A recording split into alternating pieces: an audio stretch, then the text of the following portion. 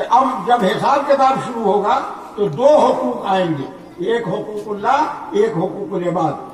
حقوق العباد پر مولانا مظفر صاحب کی بڑی لمبی چوڑی تقریر اور بڑی اچھی تقریر ہوئی، 4 پوائنٹ جو انہوں نے گنوایا ہے، اگر وہ اس پوائنٹ پر ہم عمل کرنا شروع کر دیں، اور جس کے لیے ہم مکلف بنائے گئے ہیں کہ عمل کرنا چاہیے، اور وہ جب تک نہ ہوگا ہم تل ملاتے رہیں گے۔ لیکن سب سے پہلا حق ہے حقوق اللہ۔ سب سے پہلا حق کیا ہے؟ حقوق اللہ۔ جب تک ہم اللہ کے حق کو ادا نہیں کریں گے، نہ ہماری دنیا کامیاب گزرے گی، نہ ہماری آخرت کامیاب گزرے گی۔ تو اللہ رب العزت نے فرمایا لا یتکلمون الا من اذن له الرحمن وقال صوابا، کہ کسی کو چوں نہیں بولنے کی اجازت ہوگی۔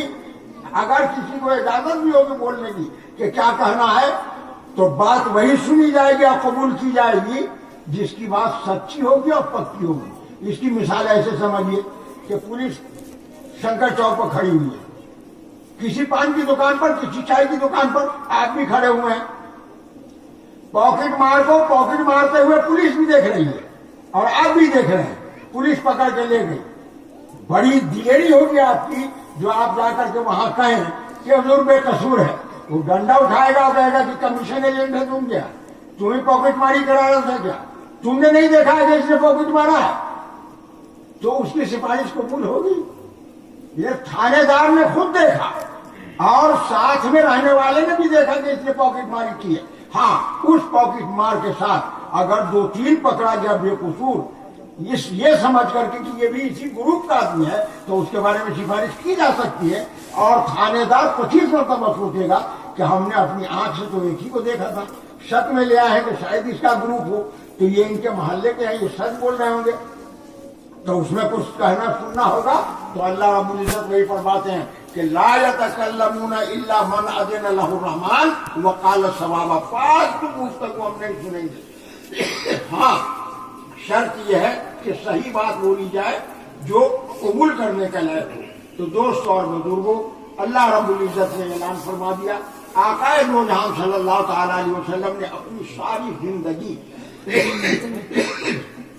طائف کے میدان میں پتھر کھا کر کے کیوں، کس لیے؟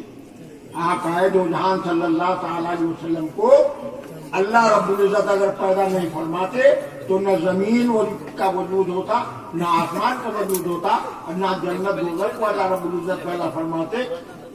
آقا دو جہاں صلی اللہ تعالیٰ علیہ وسلم کے سینے صدقے اور طفیل نے اللہ رب العزت نے اس کائنات کو وجود بخشا۔ اس کے باوجود آقا دو جہاں صلی اللہ تعالیٰ علیہ وسلم کو حکم ہوا کہ وَأْمُرْ أَهْلَكَ بِالصَّلَاةِ وَاصْطَبِرْ عَلَيْهَا، کہ آپ خود اللہ کی تابعداری کیجیے، اللہ کی عبادت کیجیے، اور اپنے گھر والوں کو بھی تاکید کیجیے۔ وَأْمُرْ أَهْلَكَ بِالصَّلَاةِ وَاصْطَبِرْ عَلَيْهَا، کہ آپ اپنے گھر والوں کو بھی تاکید کیجیے، خود بھی اللہ کی عبادت کیجیے، اور وَأَنذِرْ عَشِيرَتَكَ الْأَقْرَبِينَ، گاؤں میں، بستی میں جہاں تک ممکن ہو سکے گھوم کر کے اللہ کے حکموں پر چلنے کی لوگوں کو تاکید کیجیے، تلقین کیجیے۔ آج ہمارے اور آپ کے سامنے جو دعوت و تبلیغ کی لائن کی محنت چل رہی ہے، وہ وہی ہے جس کے لیے اللہ رب العزت نے 1.25 لاکھ انبیاء کو پیدا فرمایا۔ جب تک یہ نہ ہوگا ہماری دنیاوی زندگی تو جیسی تیسی گزر ہی جائے گی، لیکن آخرت دوستوں اور بزرگوں خطرے میں، قطعاً یقیناً آخرت خطرے میں ہے۔ آج سے ہمیں یہ عہد کر کے اٹھنا ہے، اور انشاءاللہ تعالی اللہ رب العزت سے وعدہ کرنا ہے کہ اے پاک بے نیاز غفور رحیم، ہم ایسے کمزور ہیں کہ خود میرا نفس شرکش ہمیں آپ کی بغاوت پر آمادہ کرتا ہے، دوسرے شیطان عدلی جو ہمارا اصلی دشمن ہے یہ ہمیں بہکاتا ہے۔ ہم آپ کی عبادت و ریاضت کا وعدہ کرتے ہیں، عہد کرتے ہیں، ارادہ کرتے ہیں، اس پر عمل کی آپ سعادت و توفیق عطا فرمائیے۔ تو صبح کا بھولا شام کو آئے تو وہ بھولا نہیں کہلاتا، لیکن جب تک آنکھ کھلی ہوئی ہے اور سانس صحیح چل رہی ہے اسی وقت تک یہ موقع ہے۔ اگر سانس الٹی چلنے لگے تو پھر اس وقت کوئی موقع باقی نہیں رہے گا۔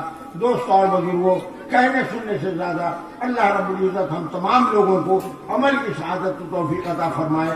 یہ جو بوریا بستر لے کر کے تبلیغی جماعت والے گھومتے ہیں، یہ نائبین محمد رسول اللہ صلی اللہ تعالی علیہ وسلم ہیں، جو میں نے دوسری آیت پڑھی کہ کنتم خیر امۃ اخرجت للناس تأمرون بالمعروف وتنہون عن المنکر۔ اگر آپ دعوت کر دیتے ہیں تو دعوت قبول کرنا سنت رسول اللہ صلی اللہ تعالی علیہ وسلم ہے، اس لیے وہ دعوت قبول کر لیتے ہیں، ورنہ وہ اپنا ساگ ستو دیکھی پتیلی بستر لے کر کے اپنے کندھے پر چلتے ہیں۔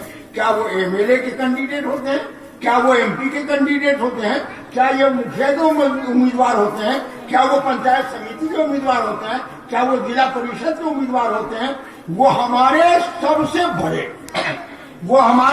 سے بڑے بہی خواہ خیر خواہ ہے کہ جو ہماری آخرت کی زندگی کو خطرے میں دیکھ کر کے اپنا کھا کر کے رب کا پیغام ہم تک اور آپ تک پہنچانے کے لیے آتے ہیں۔ ایسی جماعت کی قدر ہونی چاہیے اور ہمیں یہ کوشش کرنی چاہیے کہ ہم بھی دامے دل میں قدم سخنے اس کے ساتھ مل کر کے